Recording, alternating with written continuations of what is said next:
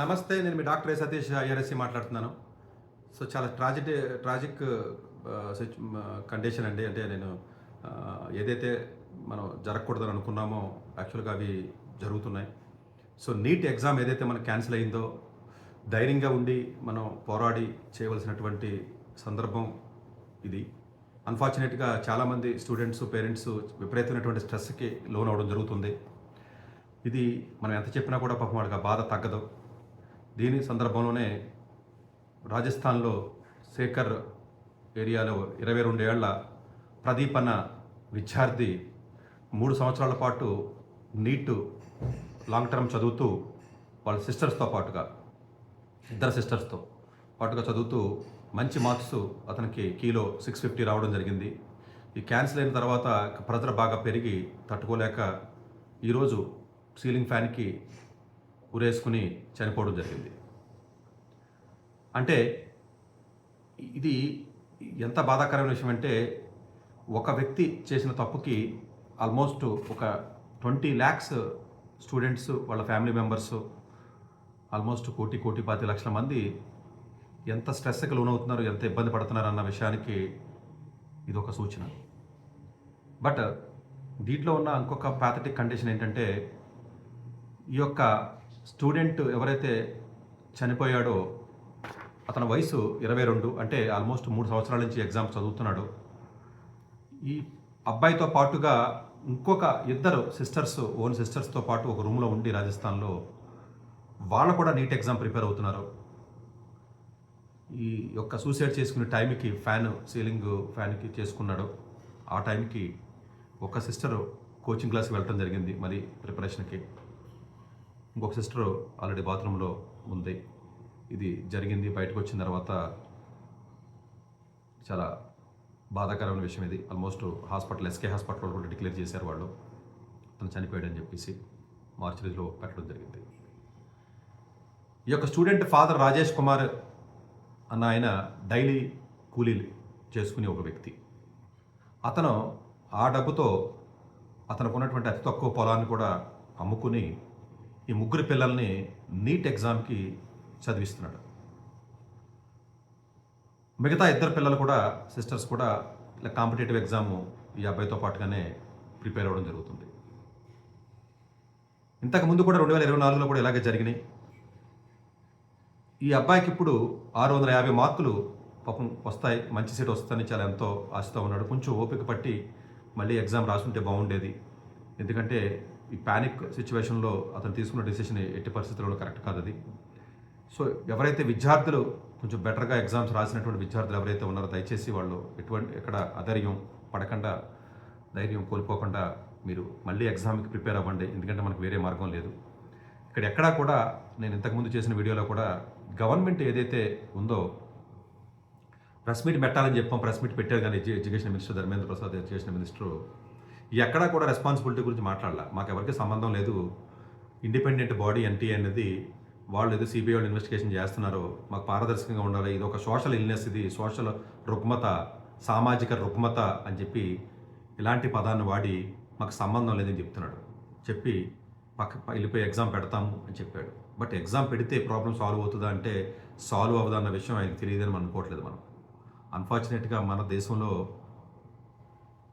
ఇట్లాంటివి చాలా కామన్. ఎవరిని పట్టించుకునే పరిస్థితి ఉండదండి. సఫర్ అవడం తప్ప వేరే ఆప్షన్స్ ఉండవు. నిజంగా ఆ ఫాదర్ చెప్తున్న మాటలు వింటే 10 లక్షల రూపాయల వరకు ఈ యొక్క ఎంతో అతనికి ఒక డైలీ లేబర్గా చిన్న పని చేసుకుని బతికే వ్యక్తి ఫాదర్ కింద పొలం అవి అమ్ముకుని 10 లక్షల వరకు కూడా ఈ యొక్క చదువుకి ఖర్చు పెట్టడం జరిగింది. దీనికి ఎవడు సమాధానం చెప్పడు. ఇప్పుడు ఇది కర్మ ఏంటంటే ఇండియాలో గింతే. మనం ఎన్ని అరిసినా ఎన్ని చేసినా లీగల్గా కానీ ఇంకో రకంగా కానీ ఎవడో మాట్లాడే పరిస్థితి ఉండదు. ఇది అందరం కలిపి పోరాడవలసినటువంటి విషయం ఉంది. కానీ అంతే తప్ప అధైర్యపడి ఈ విధంగా చేసుకోవడం ఏదైతే ఉంటుంది కరెక్ట్ కాదు. దీని బ్యాడ్ ఏంటంటే భారతదేశంలో ఏ మినిస్టర్ అయినా, ఏ ప్రైమ్ మినిస్టర్ అయినా ప్రపంచంలో ఎక్కడా లేనట్టుగా ఒక కొత్త వెరైటీ ఒకటి ఉంటుందండి మనకి. ఎవడైతే చదువుకోలేదో వాళ్ళందరినీ పట్టుకొచ్చి మినిస్టర్లు చేస్తారు. ఈ ఎడ్యుకేషన్ మినిస్టర్ ఏదో ఆంథ్రోపాలజీ చదివాడు, ఎంఏ ఆంథ్రోపాలజీ. ఇంకా ఎంఓఎస్ఆర్ ఉంటాడు కింద, అసిస్టెంట్ మినిస్టర్ ఉంటాడు కదా, ఆయన అయితే కొంచెం బెటర్ కాలేజ్లో చదివాడు, కొంచెం మంచి చదువున్న ఒకటి. భారతదేశానికి గత 75 ఏళ్లలో పక్కనున్న UK, Europe, Germany, France, Japan, మరి ఏ కంట్రీ తీసుకున్నా మోస్ట్ ప్రెస్టీజియస్ కాలేజీలో చదివినటువంటి వ్యక్తులు ప్రైమ్ మినిస్టర్స్, ఎడ్యుకేషన్ మినిస్టర్స్ అయ్యారు. మన కర్మ ఏంటంటే మన దేశానికి అసలు డిగ్రీ లేని స్మృతి ఇరానీ, ఎక్కడ చదివాడో తెలియని వ్యక్తులు లీడర్స్, చదువే అంటే ఏంటో తెలియనటువంటి రౌడీల కింద ఉన్నవాళ్ళు, లేకపోతేనేమో ఇబ్బందులుగా ఉన్నవాళ్ళు, వీళ్ళందరినీ పట్టుకొచ్చి మనం ఎడ్యుకేషన్ మినిస్టర్ చేస్తున్నాం. పిఆర్ కింద చేసిన వాళ్ళని, నీళ్లు మోసిన వాళ్ళకి, చేతులు పట్టుకున్న వాళ్ళకి, సాష్టాంగ నమస్కారం చేసిన వాళ్ళని పట్టుకెళ్ళి మన ఎడ్యుకేషన్ మినిస్టర్లు చేసాం మనం. కర్మ అంతే, ఇది మనం ఏం చేయలేం. ఎప్పుడు ఆయన సమాధానమే చెప్పలేదు నన్ను ప్రెస్ మీట్ పెట్టి. ఇది సామాజిక రుగ్మత, మనం ఏమీ చేయలేం, తప్పు జరిగింది, మేము ఎగ్జామ్ పెడతాం, చేస్తాం అంతే. తప్ప నేను రిజైన్ చేస్తాను, నేను ఈ పదవి పనికిరాను అని చెప్పట్లా. అదే ఎవడ మాలాంటి గవర్నమెంట్ వాడు ఎవడన్నా చిన్న తప్పు చేస్తే 100 కేసులు పెట్టి అరెస్ట్ చేస్తారు. తప్పు చేయకపోయినా ఉందని చెప్పి అరెస్ట్ చేస్తారు. దీనికి ఎవడ సమాధానం చెప్పలేడు. ఎన్టీఏ ఇండిపెండెంట్ బాడీ అని చెప్పారు. అమెరికాలో ఉన్న ప్రెసిడెంట్లు తీసుకుంటే హార్వర్డ్లోను, యేల్లోను, ఆక్స్ఫర్డ్లోను చదివిన వాళ్ళు. యూకేలో ప్రెసిడెంట్లు తీసుకుంటే అందరూ ఆక్స్ఫర్డ్లోను, లండన్ స్కూల్ ఆఫ్ ఎకనామిక్స్లో చదివిన వాళ్ళే. ఎవడన్నా ఐఐటీలో చదివినాడు, ఎవడన్నా ప్రైమ్ మినిస్టర్ కానీ చీఫ్ మినిస్టర్ కానీ అయ్యాడా? ఒక గోవా తప్ప, పరేకర్ గారు తప్ప ఒక్కడిని చెప్పండి. గత 75 సంవత్సరాల్లో మోస్ట్ ప్రెస్టీజియస్ కాలేజీల్లో మంచి డిగ్రీ చదువుకున్న వాళ్ళు ఎంతమంది ఎడ్యుకేషన్ మినిస్టర్స్, ఎంతమంది ప్రైమ్ మినిస్టర్స్, ఎంతమంది అయ్యారు? తీయండి, లెక్క తీయండి, బయటకు తీయండి. భారతదేశం అంత వరస్ట్ నెంబరు ఆ పర్టికులర్లో లేదు. ఎందుకంటే కష్టపడి చదువుకుని ఎగ్జామ్స్ రాసి కష్టపడి చదివితే ఆ వాల్యూ తెలుస్తుంది ఎవరికైనా. వాళ్ళని ఎవరిని పాలిటిక్స్లో రానివ్వరు కదా, కొంచెం మంచిగా బాగా చదువుకుని ఎవరిని రానివ్వరు కదా. ఏమ్స్ ఢిల్లీ ఉండి రానివ్వరు, 4 సార్లు బెంగళూరు రానివ్వరు, ఐఐటి ముంబై ఉండి రానివ్వరు. ఎందుకంటే ఆ వాల్యూ తెలియదు కదా. 3 ఏళ్ళు కష్టపడితే, 4 ఏళ్ళు కష్టపడితే నీట్ ఎగ్జామ్ రాస్తారు కాబట్టి ఎంత మానసికంగా బాధ ఉంటుంది ఒక ఎగ్జామ్ రాయడం అంటే. అది తెలిసాడు బాధ. ఇప్పుడు మా ఇంట్లో కూడా మా పిల్లలు కూడా చదివారు కదా, 4 ఏళ్ళు 5 ఏళ్ళు చదివితేనే కదా వచ్చిన సీట్లు. ఆ బాధ తెలిసిన వ్యక్తులు కాబట్టి చెప్పగలుగుతున్నాం. ఇలాగా చదివినోడు ఎవడో లేడు కదా అక్కడ. ఎలా ఓట్లు వేయించుకోవాలి, ఏం మాట్లాడాలి, కులమా మతమా మాట్లాడేవాడు తప్ప ఏం తెలియదు కదా ఎవరికైనా. ఇది తెలియదు కాబట్టి ఎవరిష్టం వచ్చినట్టాడు వాడిదే ఉంది. మళ్ళీ చదువుతారు కదా, మళ్ళీ రాస్తారు కదా అంటున్నాడు. మళ్ళీ చదువుతారు, మళ్ళీ రాస్తారు అన్నది ఎలాంటి విషయం అన్నది కూడా ఆలోచించుకునే జ్ఞానం లేదు జనాలకి, పబ్లిక్కి కూడా రావట్లేదండి. పబ్లిక్లో అవేర్నెస్ మరి రావాలి. ఎవడో దానికి సమాధానం చెప్తాడు? ఎవడో ఇప్పుడు సమాధానం చెప్పాడు. ఇప్పుడు ఆ అబ్బాయి చనిపోయాడండి. లాస్ట్ ఇయర్ కూడా ఒక కాలనర్ గురించి చనిపోయాడు. 2024లో పేపర్ లీక్ అయిందని ఎంతోమంది చనిపోయారు. ఎవడు దీనికి సమాధానం చెప్తాడంటే మాకు సంబంధం లేదు, తప్పు జరిగింది, ఓకే, కింద ఉన్న మేము శిక్షిస్తున్నాం, కేసు వేసాం, అంతే.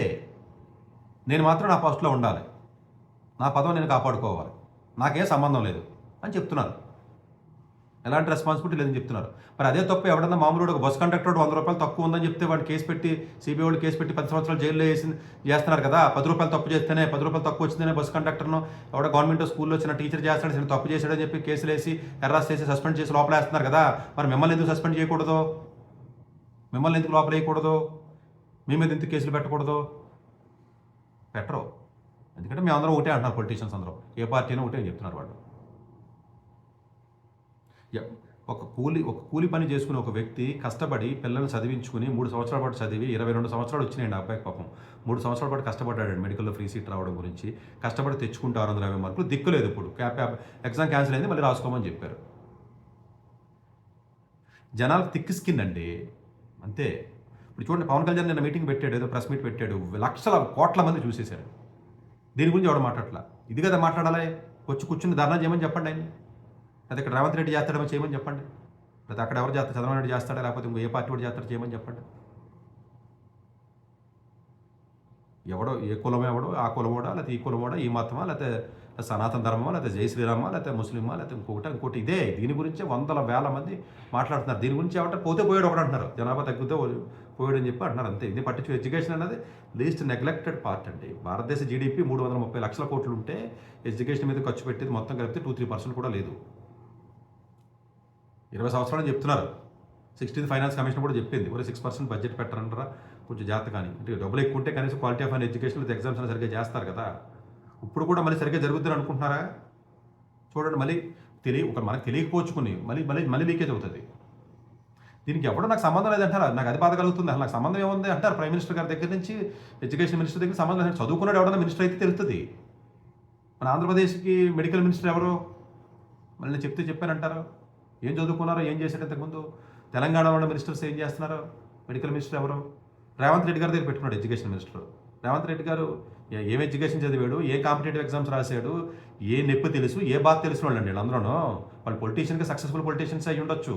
ఎడ్యుకేషన్ నడిపించగలిగే క్యాపబిలిటీ ఉన్న వాళ్ళ వీళ్ళందరూ ఆయన దగ్గర పెట్టుకున్నాడు ఎడ్యుకేషన్ మినిస్టర్ని. మిగతా రాష్ట్రాలు చూడండి ఒకసారి. ఎవడో ఒకడైతే ఇప్పుడు కేజ్రీవాల్ ఇలా చదువుకున్న వాళ్ళు, ఐఐటీలో చదువుకున్న వాళ్ళు మొత్తం భారతదేశ చరిత్రలో 5 ఉన్నారు అనుకోండి. మొత్తం భారతదేశ చరిత్రలో గత 75 ఏళ్లలో వాడిని అలాగే చంపేశారు, కేసులు పెట్టి లోపల వేసేసారు. అది వేరే విషయం. ఎవడన్నా అంతే కదా. ఇప్పుడు ఎవడన్నా మాలాంటి మాట్లాడితే కేసులు లోపలికి వెళ్ళిపోవడమే కామన్. మేమేనైతే ఎవరికి ఇక్కడేమీ ఇదేమి కాదు. ఏమీ చదువుకోకుండా, ఏమి డిగ్రీలు లేకుండా ఓన్లీ రోడ్ల మీద తిరిగి, లేకపోతే జెండాలు పట్టుకుని తిరిగి, రౌడీల కింద ఉన్న వాళ్ళని, లేకపోతే బంటుల కింద ఉన్న వాళ్ళని, లేకపోతే వెనకాల ఖాళీగా తిరిగిన వాళ్ళని, లేకపోతే చేతులు పెట్టి శాస్త్రానికి నమస్కారాలు పెట్టిన వాళ్ళని, డ్రైవర్ల కింద పనిచేసిన వాళ్ళని, లేకపోతే ఏమో చూడండి మన విజయ్ మినిస్టర్ అవగానే ఏం చేశాడు? ఆయనకు ఆస్ట్రాలజీ జ్యోతిష్యం చెప్పాడు, ఓఎస్డీ పోస్ట్ ఇచ్చారంట. అసలు గుర్తుందా? ఎక్కడ బతుకుతున్నామండి మనం? నాకు అర్థం కాదు. ఓఎస్డీ పోస్టు ఎవరికి ఇచ్చారు? జాతకాలు చెప్పేవాడికి ఇచ్చారట. గట్టిగా గొడవ చేస్తే, సిపిఎం వాళ్ళు గొడవ చేస్తే మళ్ళీ వద్దని చెప్తున్నాడు ఆయన. జాతకాలు చెప్పేవాడికి ఓఎస్డీ పోస్ట్ ఇస్తారా? ఇలాంటి పోస్టులు ఇలాంటి మనుషులు చేస్తే ఎట్లా? నాకు అర్థం కాదు. శాస్త్రాలు నమస్కారం పెట్టి వాళ్ళు చేస్తారా? ఏంటి చేయడం? ఏంటి పాలించింది? నాకు అర్థం కాదు. ఇలా నొప్పి తెలిసి ఏంటి? ఎప్పుడైనా ఎగ్జామ్ రాస్తే, ఒక మిడిల్ క్లాస్ ఎగ్జామ్ రాసి ఎగ్జామ్లో సీటు కొడితే అప్పుడు తెలుస్తుంది కాంపిటేటివ్ ఎగ్జామ్ అంటే ఏంటి, నీట్ అంటే ఏంటి, జేఈ అంటే ఏంటి, సివిల్ సర్వీస్ అంటే ఏంటి. పేపర్ లిప్కి అయితే అంత ఇబ్బంది లేదు. ఇప్పుడు ఎగ్జామ్ రాసినప్పుడు ఎవడన్నా ఉన్నాడు అసలు భారతదేశంలో? ఏ మినిస్టర్ ఉన్నాడు చెప్పండి? ఏ ఎగ్జామ్ రాసి కొట్టాడు ఒక్కడిని చెప్పండి అసలు. ఇది కదా అడుగుతున్నాడు. దీనికి ఆన్సర్ చెప్పండి. ఎవడు చెప్తాడు? మొన్న ఎవడో వాళ్ళు అడిగితే మీ వీడియోలో ఎవడో చూస్తాడు సార్, 10 మంది కూడా చూడరు, 20 మంది కూడా చూడరు. మీ కోచింగ్ ఎవడో ఆన్సర్ చెప్తాడు సార్. రోడ్డు మీదకి వచ్చి ఆడో మీటింగ్ పెట్టి జై శ్రీరామో, లేకపోతే ఏమో సనాతన ధర్మో, జై ముస్లిం, లేకపోతే క్రిస్టియనో, లేకపోతే చర్చ్ గురించి మాట్లాడితే లక్షల కోట్ల మంది మాట్లాడతారు సార్. ఏదో మాట్లాడమే. ఇది మాల కులం ఏంటి, లేదా మాది కులం ఏంటి, కాపు ఏంటి, రెడ్ ఏంటి, లేకపోతే ఇంకొకటి ఏంటి, లేదా అక్కడ టెంపుల్ కట్టారు, ఇక్కడ టెంపుల్ కట్టారు అంటే లక్షల కోట్ల మంది మాట్లాడుతున్నారు దాని గురించి. దీని గురించి ఎవడో మాట్లాడడం. చనిపోతే చనిపోయాడు, ఏమో కుర్రోడు ఎడ్యుకేషన్ కదా. అంటే ఎడ్యుకేషన్ మీద వాల్యూ ఎవరికి తెలియదు కదా. చదువుకున్నాడు ఎవడు ఉండి సావాడు కదా. మనకి బుర్ర తక్కువ ఉన్న ఎదవలే కదా మనం అందరం. బుర్ర తక్కువ ఎదవలకి ఇంకా బ్రెయిన్ ఇంకా మారరు మన జనం. ఎక్కడ మారుతారో? పాపం కదండి అది. ఇంతకంటే దరిద్రమే మహాపాపం కదండి. పాపం కూలి పని చేసుకునే వ్యక్తి పిల్లలు 3 సంవత్సరాలు పెట్టి, పాప పెద్ద సిస్టర్తో అబ్బాయిని పెట్టి చదివించుకుని 22 సంవత్సరాల పాటు మార్కులు తెచ్చుకుని, పాపానికి ఎంత స్ట్రెస్ అంటే చనిపోయాడు పాపం. ఎవడంటే దీనికి సమాధానం చెప్తాడు? భారతదేశంలో పోతే పోయాడు అంటారు అంతే పొలిటీషియన్స్. మాకేం సంబంధం అడిగాడు ఎడ్యుకేషన్ మినిస్టర్. అసలు మాకు రెస్పాన్సిబిలిటీ అని ఎవడ క్లెయిమ్ చేసుకోవట్లేదు ఇక్కడ. అది ఇండిపెండెంట్ బాడీ అని చెప్తున్నారు వాళ్ళు అంతే. ఏమిటి ఇండిపెండెంట్ బాడీ? నాకు అర్థం కాదు. ప్రతిదీ independent. Election commission independent body, ఐబీది అంతే, లేకపోతే సిబిఐ అంతే, లేకపోతే ఎలక్షన్ కమిషన్ అంతే, సుప్రీంకోర్టు అంతే, హైకోర్టు అంతే, లేకపోతే అన్ని ఇండిపెండెంట్ బాడీ అని చెప్తారు. అన్ని జరిగానే జరుగుతూ ఉంటాయి, మాకు సంబంధం లేదు. గొప్ప జరిగితే మాత్రం మాదే సంబంధం.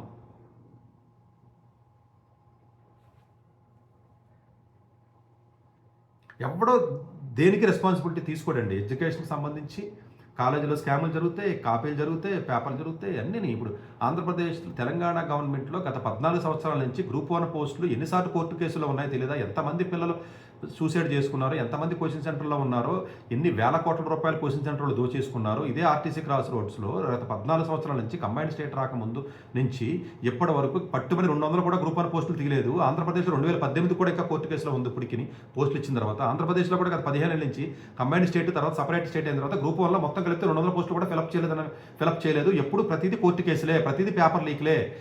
గ్రూప్ 2లో పేపర్ లీక్ అయిపోయింది, మొన్న పేపర్ 1 లీక్ అయిపోయింది, మెయిన్స్ పేపర్ లీక్ అయిపోయింది. మళ్ళీ ఎగ్జామ్ పెడతామన్నారు, వీళ్ళందరూ చచ్చిపోయారు, వీళ్ళందరూ అడిగేవాళ్ళు లేడు. మళ్ళీ ఎగ్జామ్ పెడతా చూసుకోండి, కోర్టుకి వెళ్ళారు. ఈడు వెళ్తాడు కోర్టుకి, కాదు ఇంకొకటి వెళ్తాడు. లేదా ఏదో రోస్టర్ అంటారు, విధానం అంటారు. 50 సంవత్సరాలు వచ్చే వరకు పోరాటమే. ఏ ఎగ్జామ్ జరిగింది సరిగ్గా చెప్పండి? ఆంధ్రప్రదేశ్ పబ్లిక్ సర్వీస్ కమిషన్ కానీ తెలంగాణ పబ్లిక్ సర్వీస్ కమిషన్ ఏ ఎగ్జామ్ కరెక్ట్గా జరిగింది? మీరు చెప్పండి, ఏ ఎగ్జామ్ జరిగింది? గ్రూప్ 1 గత 15 ఏళ్ళలో హిస్టరీ తీయండి బయటికి. ఎవడో దీని గురించి మాట్లాడట్లేదు. అవసరం లేదు. 2 రోజులు మాట్లాడతారు, మర్చిపోతారు. మాకు కావాల్సింది 2 మొత్తం కులం అంతే. పొలిటికల్ పార్టీ ఎవడన్నా చదువుకున్నవాడు, ఎవడన్నా పాలిటిక్స్లో ఒక్క ఐఐటి ముంబై వాడు కానీ, ఐఐటి మద్రాసు వాడు కానీ, ఐఐటి ఢిల్లీ వాడు కానీ ఎవడన్నా ఒక్కడన్నా పాలిటిక్స్లో రానిస్తారా మీరు? అసలు చదువుకున్నామండి వాళ్ళు ఎందుకు మనకు వస్తారు సార్? వీళ్ళందరూ మాస్ పీపుల్ సార్. మేమందరం ఉచిత పథకాలకి ఫ్రీ బీస్కి అలవాటు పడ్డవాళ్ళం కదా సార్.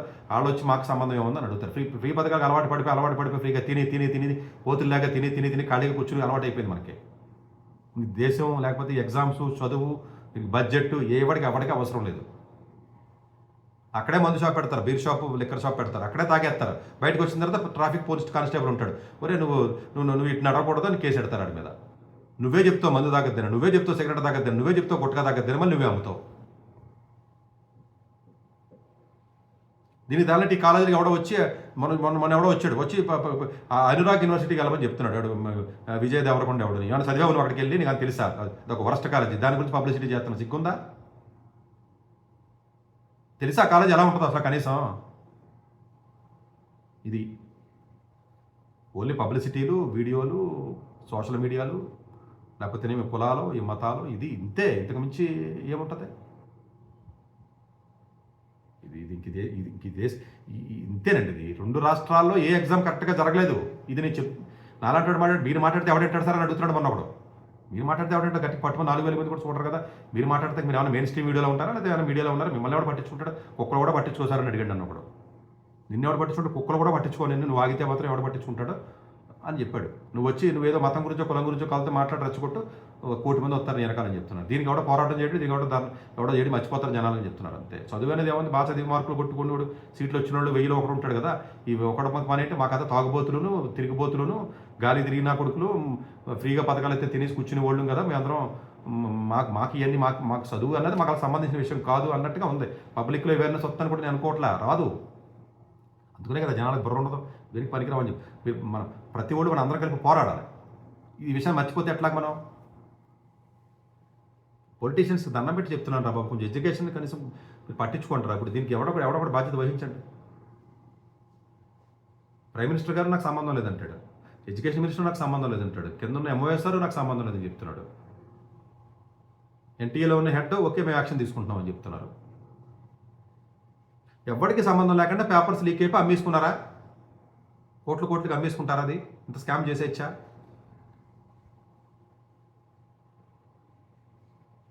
ఎడ్యుకేషన్ అంటేనే పెద్ద మాఫియా. పర్మిషన్ ఇవ్వకూడదని తెలుసు, కోచింగ్ సెంటర్ రన్ చేయకూడదని తెలుసు, ప్రైవేట్గా ఇలా చేయకూడదని తెలుసు, అపార్ట్మెంట్లో రన్ చేయకూడదని తెలుసు, లేదా నామ్స్ ఉంటాయి, లేదా కోచింగ్ సెంటర్ వాళ్ళు అన్ని డిస్ప్లే చేయాలని చెప్పి దొంగ ర్యాంకులు చేయకూడదని తెలుసు, అన్ని రూల్స్ ఉంటాయి.